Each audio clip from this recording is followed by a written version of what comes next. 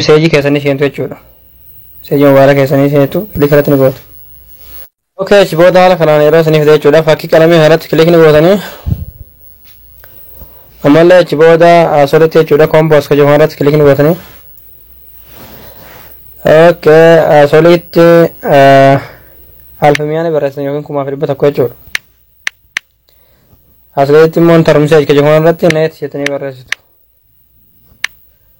Achi booda send ka jedhamu kilik gootu jechuudha. Ammallee send kilik gootanii achi booda risaalaa isinii dhufaa jechuudha. Gara risaalaa dhufu. Okay, haala kanaan dhufeera jechuudha. Haala kanaan yeroo isiniif fide jechuudha. Asirratti jechuudha viyool ka jedhamu irratti kilik gootanii gadi ni buutu. Linkii tokko asirratti ni argattu jechuudha. Linkii irratti kilik gootanii achi booda intarneetii yookiin kroomii isin filachiisa intarneetii filattaniiti just waan ka jedhamu irratti kilik gootu jechuudha. Okay.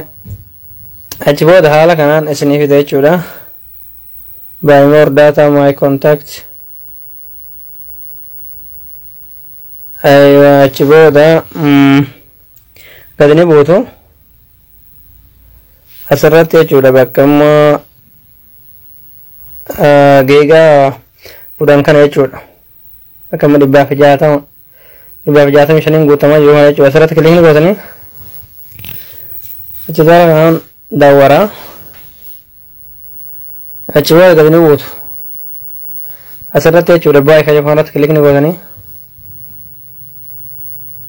ammallee kanaan daawwaree gadi ni buutu. Ammallee asirratti jechuudha confirm ka jedhuu fi cancel ka jedhamu ni jira jechuudha.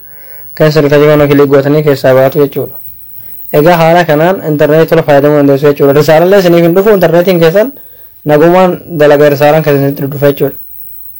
Egalee meseejii namni isinii barreessa jechuudha.